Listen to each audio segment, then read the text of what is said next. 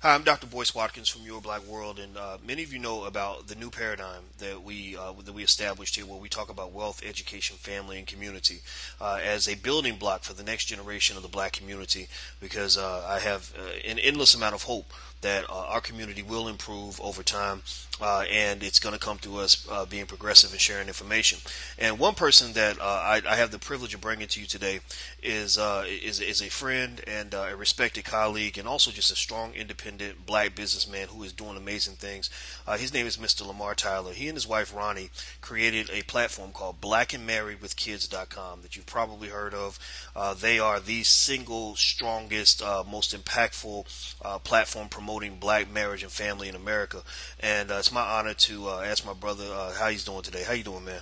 I'm doing great. Thanks for having me on. I appreciate it and don't underestimate the opportunity. Oh yeah, well, vice versa, man. Vice versa. I learned so much when we talk because you and I get a chance to talk about everything from family to child rearing to business, and the unified theme that I've noticed in our conversation is that we both believe in the importance of black people establishing independent entities that will allow us to really operate in a space where we can become the best versions of who we want to be, and that's kind of what I've seen with blackandmarriedwithkids.com. So I'm going to start just from the beginning and really ask you where did this come from? How did you and your wife decide to pull this together? Because I think it's amazing. Sure, it was December 2007, and we were talking about creating a blog. So we said, like, what's something we're passionate about, something where if it takes off 3 or 4 years from now, we'll still want to do it, and won't be like, how can we get rid of this thing and so tired of being in it. So what we love talking about was relationships. And then something else we saw, noticed that in the African American community that we're a part of, like when someone would come into a room and say, "Hey, I'm getting married," people would, shake their head, roll their eyes, say, don't make the same mistakes I made," just different things like that. So we said, relationships, the way they're viewed in the African American community, we have a problem with, and even more specifically, the way marriage was viewed in the African American community, we had a problem with. So we said there have to be other couples like us that love being married, that love being together. Just like we know that there are fathers out there who are in the homes who never get love, who never get respect and shown doing their roles. We knew there are couples out here who love each other, but that's not the conversation that mainstream America is having when it comes to black relationships. What they drum up, and what they were drumming up around that time was, how black women couldn't find black men, and there were no black men for black women, and they were doing specials on Dateline and in Russia Today and all these different things talking about the crisis and how black women had no hope. But we knew there were couples out there, so we just created the platform. And what we found is people came to us saying things like, finally, I don't see myself represented in mainstream, in the movies, in the media, on radio, but now here's something for me, where I can talk about how much I love my wife, where I can talk about how much I love my husband. And we were even surprised that we had a lot of singles who came to the table saying that I knew this existed. I knew there were positive African American couples out there because I grew up in a home with parents who were married for 30 or 40 plus years. So I saw it growing up. Or they said, even if I saw it or I didn't see it, I want that and I desire that. So I want to prepare myself for marriage. Then I want to, just connect with you guys and what you're doing to help further this movement. Because that's what we really see it as, is a movement to take back our families and to take back our images. So you use the term preparing for marriage, which I think is interesting. I think it's important to kind of talk about that. Do you think that because we know we live in a country where marriage, marriage is sometimes a good marriage can sometimes become an endangered species in some situations, right? Where people jump into it, they're excited, they know how to plan the wedding, they know how to fall in love, they know how to make babies, but that sort of functional day to day in and out of making a marriage work. It seems to me that a lot of people are really missing that they need instruction on how to do that. Has that been your experience, kind of running this platform? It totally is. And it even caused us to somewhat shift what we were doing with Black and Married with Kids. And we started out, I believe our first slogan was positive black marriages exist. Don't believe the hype. And that was like what we started. That was our tagline. And at first, I think was just to promote and uplift the image, positive images of African American families. Then after a while, like once we started having all these couples coming to us on the website and on our Facebook page, and we started doing documentaries out in different cities when we did screenings, what we learned is that there were so many couples who were hurting and they had issues, they had problems. A lot of times they thought they were the only ones with these issues, but we saw is couples all across the country who've been through the same thing, who've made it through, but they really didn't have a platform to tell that story. They didn't have a platform to be transparent and tell what happened so that others could learn from it and make it through too. So we really shifted our focus to saying, hey, there are couples out here hurting. We have to be able to provide education. We have to be able to provide help for them, because specifically in our community, a lot of times these couples weren't going to get help. They weren't going to counseling. They weren't going to therapy. They really weren't equipping themselves with all the tools. And a lot of times, just to be honest, the tools that were out there didn't speak directly to our couples and our culture. So, we said we're part of this. Like, we are who we say we are, right? We are Black and married with kids. So we know what the couples are looking for. We know how to speak to them. We know the hot button topics that are happening in these households across the country, because things are happening in our house as well. So we started to just say, okay, what do these couples need? If nobody else will supply it, we will. And they've responded. So what do you get when you have people that approach you who say, "Look, I'm not Black and married with kids. I'm Black with kids," right? You get a lot of that, right? So, because Ayanna Van Zandt was just talking about that phenomenon. How do you respond to that? I mean, how do you let's say someone says, "Look, I feel that your platform might not be for me because I have children. I want to raise them well, and I have relationships, but I'm not married." What do you guys sort of say when people bring that to you? Yeah, I mean, well, number one, we definitely promote marriage. But for people that aren't married, we don't condemn them or look down on them. It's a personal choice, right, from person to person. But even at the core of everything we talk about are healthy relationships. So whether you're married or not, you still should be in a healthy relationship with the person you're dating.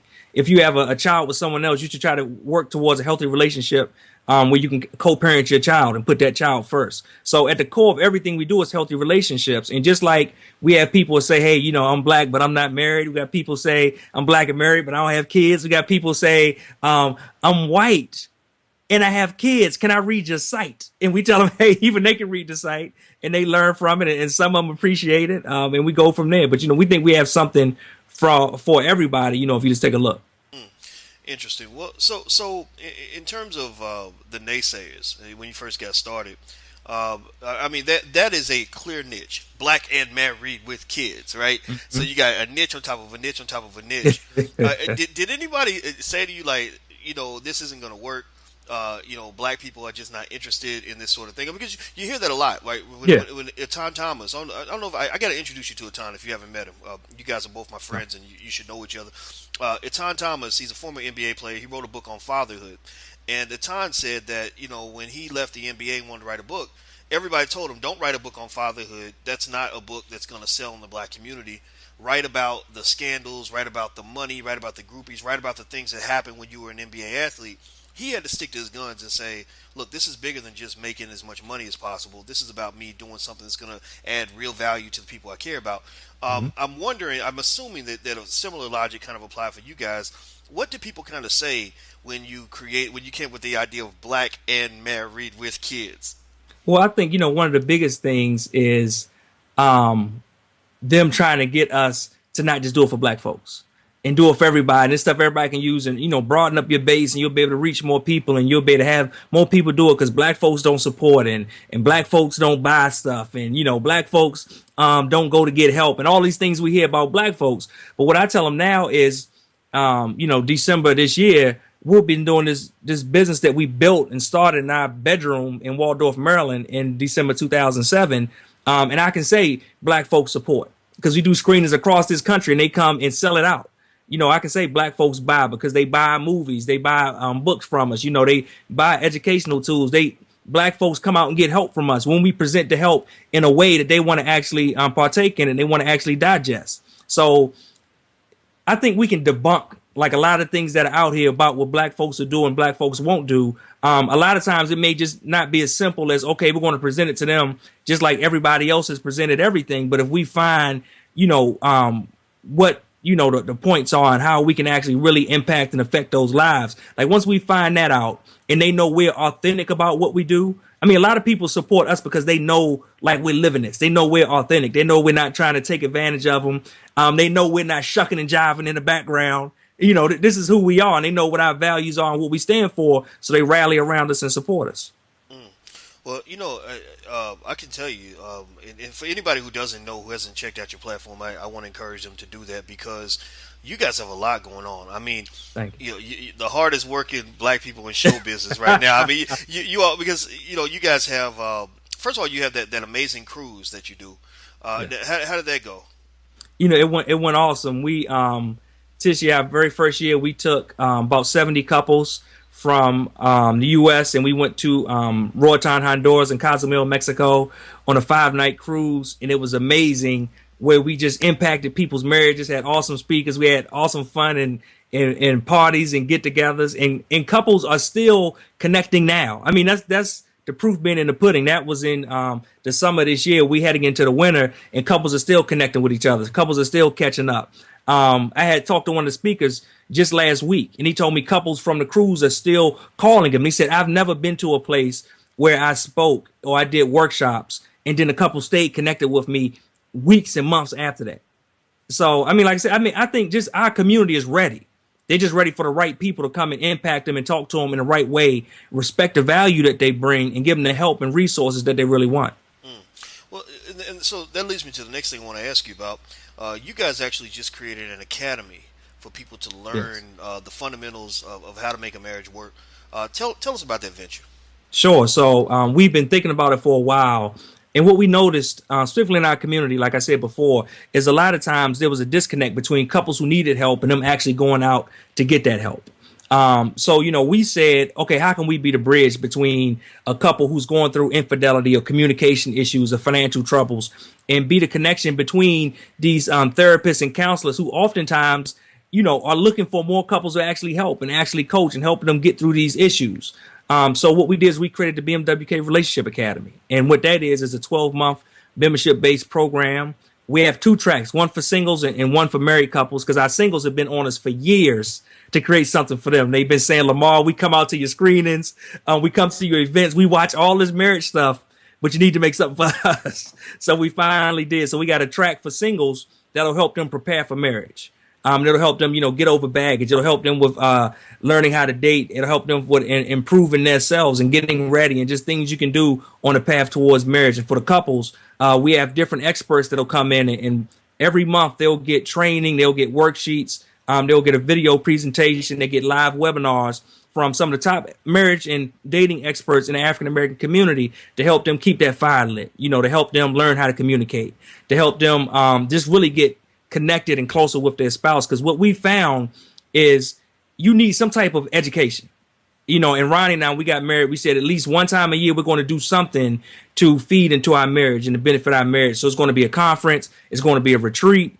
It's going to be a getaway. It's going to be something at least once a year. So what we found is that the difference between the couples that make it and the couples that don't a lot of times are those couples that make it, they're intentional about keeping that thing together. They're intentional about doing the work. People always say marriage is work. What is that work? That work, means going out and getting the tools you need so that when issues come, because no matter who you are, if you're married, issues will come. I don't care how much money you got. I don't care if you're rich or if you're broke. If you got a GED or a doctorate or whatever's going on, like issues will come in your marriage. But if you prepare yourself and equip yourself with the tools and the education around it, when those issues come, you'll know how to handle them and you'll be in much better shape to actually overcome. So we always talked about, being tested and then having a testimony that you can share with other couples. That's exactly what you'll be able to do. And that's what we want to do through the BMWK Relationship Academy. You know what, man? What you just said reminds me of a study that I saw recently. Well, not even recently. It was about a decade ago, where they basically said they could predict with very high accuracy which marriages were going to last and which ones were not by listening to a couple argue for like 5 minutes. Because they said that it wasn't whether or not you had a disagreement. The disagreements are going to come. It was how Exactly. you handle the dispute. If you have a fire in your kitchen, do you put it out with water? Or do you put it out with grease? Right? and some people, it seems, have that habit of escalating that disagreement. And if you're one upping each other, then you hit me, I'm gonna stab you. You stab me, I'm gonna shoot you. Emotionally speaking, of course. It seems that is what leads to that disaster. And in fact, it makes me think about that movie that Denzel was in, Crimson Tide, where he said the enemy Yeah. of war is war itself. It almost seems like that rule applies to marriage. Would you agree? Yeah, it totally does. And like you hit it on the head, right? So we see couples who have those issues, but what they don't do is go get the help to actually be able to overcome those issues. And a lot of times they just keep going through it, keep doing the same thing, expecting different results. Then at some point they get burnt out and they get tired of being tired, and they go their separate ways. But what I like to tell couples is no matter where you're at in your marriage, there are other people who've been through the same thing and they've made it through. So what we want to do is connect those people with others and kind of hold up their stories and let them share. And that's what we do with our films, let them share their stories so that they can really share and impact other marriages. And this is something I see like specifically a lot of times in our community because we do have, high rate of people that are unmarried and we can go from generation to generation of single parenthood. And we have pockets of our community where, grandmama might not have been married, mom might not have been married. We go outside, auntie and uncle aren't married, none of the neighbors are. So where do we get our impression of what marriage actually is in those situations? And then when we get married, we show up and we have an argument and we think like, oh my God, what's going on? Like maybe we shouldn't be together because we're arguing. But what they don't know is if you didn't grow up in a household and seeing marriages around you, you don't know that that's just normal. Like you said, it's not that you argue. Everybody has arguments, but it's actually how you handle those arguments.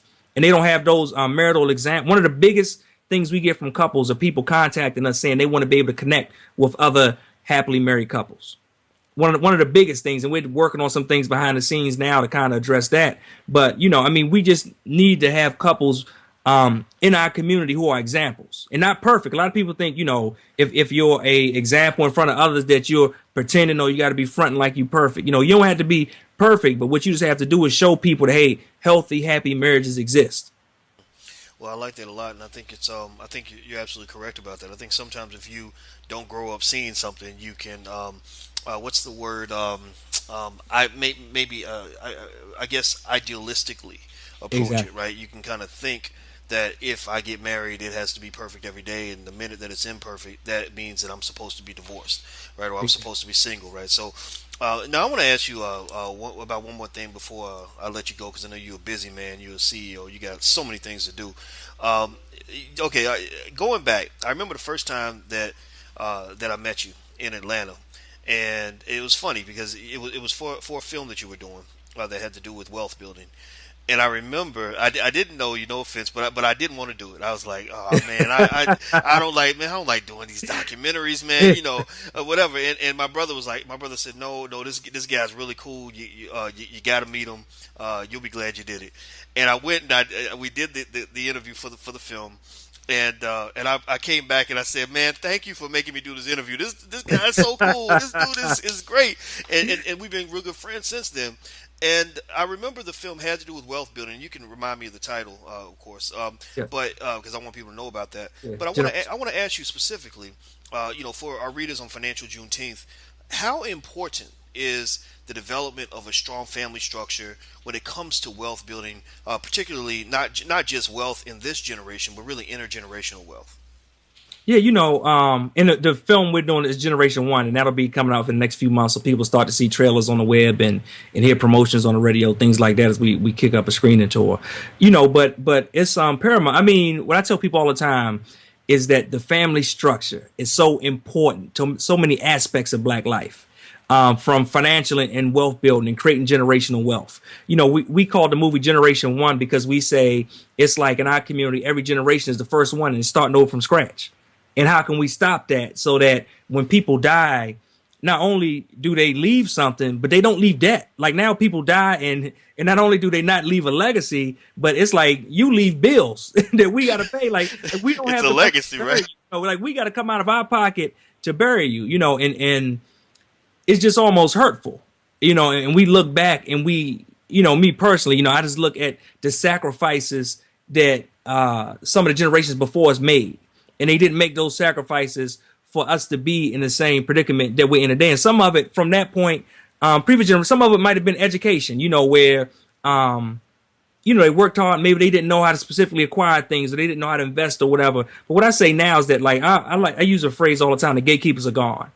And, due to the internet, due to the lowering prices of technology and the fact that now you got a computer in your pocket with your mobile phone, you can get access to almost any information that you want. You can learn how to invest. You can learn how to start a business. You know, you can learn all these different ways to create income and then turn that income into investments and into wealth. So the opportunities are there. Is just, are we doing enough to really take a hold of them? And then from a family structure, one of the things I love doing more than anything is taking the information that I had to go out and read about and learn on my own as an adult and share that with my kids. And I think that's probably one of the most important pieces of the family structure in transferring the knowledge around wealth building and not just the money. You know, because you can transfer money and in one generation, what it took to build, you know, in 3 generations, it'll all be gone. But what can you do from an aspect of teaching that to your kids? So we sell documentary films. You know, all of my girls have been part of the process of boxing up movies and you know, putting in different flyers, and they came out and they've seen us at the screening, so they see what it looks like for my wife Ronnie and I to work behind the scenes and work hard to build the business and to build the brand. You know, we talk about investing, and they got a few stocks of Disney, and they got a few stocks of Dunkin' Donuts and different companies that they like. So we get to talk about those things, you know, things I didn't learn about until I was well into my 20s. I mean, when I went to college, and I'm almost ashamed to say this, right? But I know it'll help somebody out there, right? Because there's somebody else out there that was ignorant at the time, like me. When I went to college, we were in a summer like pre-college program. And there was a guy that was 18 and he was reading the paper and he was talking about, you know, he was checking up on his stocks. And I remember like all us brothers, we was like, man, you ain't got no stocks. You know what I mean? Like, you 18 years old, what could you be doing? But now, like, I look at my daughter's, our youngest daughter is 6 years old and she has stock in companies. You know, we sit down and talk about, you know, how she can invest and things she can do. And let's not spend all of your birthday money at, you know, Justice or one of these kid stores buying this junk. Really, you know, what can we do to build something and save and just have different conversations? So I think the family unit is paramount in that, when you can come together, like I said, and not just generate wealth, but generate education and information that we can pass down to our children. Well, I love it, man. I think it's extraordinary, man, and I applaud. In fact, if I was to give a Black Business of the Year award, I would say small Black business, but you guys aren't small anymore. You guys are growing. If I was to give a Black Business of the Year award, you know, I would give it to you guys Thanks. because you know it's not like some corporation came along and created you. Now you have partnerships now, Yeah. but that was Yeah. because you guys put in that elbow grease and really took some risks and really did a lot of that legwork to build your empire. You know, and I just think that not only are you a model for economic success, but you're showing that you can build your wealth without just selling out. You know, your Yeah. community, right? Okay. A lot of people are accustomed to the idea of we become unfortunately comfortable with the idea that it's okay for people to even damage the Black community as long as they're getting paid for it. And I say no. I say you can build an economy around something positive. You can build an economy around something negative. Just like a society, you can make money by building more prisons, or you can make money by building more schools. The choice is yours. So I congratulate you on your success, man, and Thank you. Godspeed, man. I can't wait to see what you guys do in the future. Okay, Thank you. everybody. Well, this is Mr. Lamar Tyler. He is the founder of blackandmarriedwithkids.com. I hope you'll go to the site. I hope you'll subscribe. I hope you'll consider joining is it the BMWK WK Academy? BMWK Relationship Academy. Okay, BMWK Relationship Academy. We'll also give you a link as well. We partner with them as well. We support everything that they do. And the last thing I'll share is Lamar. I hope you'll forgive me for. I'm gonna give my own marital advice real quick to everybody watching. And it came from my daddy, and I love my daddy. He wasn't my biological father. He adopted me when I was 3, but I never knew the difference because he always treated me like I was his own. And this month, my parents are celebrating their 40th year of marriage. Wow. 40th year, and so so he's about to take this trip to Hawaii that me and my siblings got for him because we love our parents and we wanted them to really just literally spend a month just thinking about what they gave to us. And I asked my father, I said, Daddy, I said, what's the secret of being married for 40 years and all that time? I said, that's such a long time, and I was expecting some deep, complicated answer, and you know what he said? He said, well, to stay married 40 years, he said, it was simple. I just didn't get divorced. And, Wow. and, and that was it. And I mean, it was kind of an annoying answer, but it was very straightforward. It was like, look, you started something, finish what you start. Yeah. Period. excluding extreme circumstances, you started something, finish it. And when you think about that, that's what we apply. If you're trying to get through medical school, that's the mindset people have in medical school, or they're trying to become a Navy SEAL or trying to do anything else. Or when you have a baby, you can't just have a child and then decide it's hard and, oh, I'm going to just abort the child at the age of 6. You can't do that, right? Yeah. You Yep. you you continue, you finish what you started, and I think that philosophy, as simple as it may be, as frustrating as the advice may be, it may actually be some of the most accurate advice that there is when it comes to getting what you want. Just go out there and do it. So thank you very much, brother. I appreciate your time. Thanks for having me. And thank you all for checking us out at Your Black World. I'm Dr. Boyce Watkins. And until we meet again, please stay strong, be blessed, and be educated. We are gone. Peace.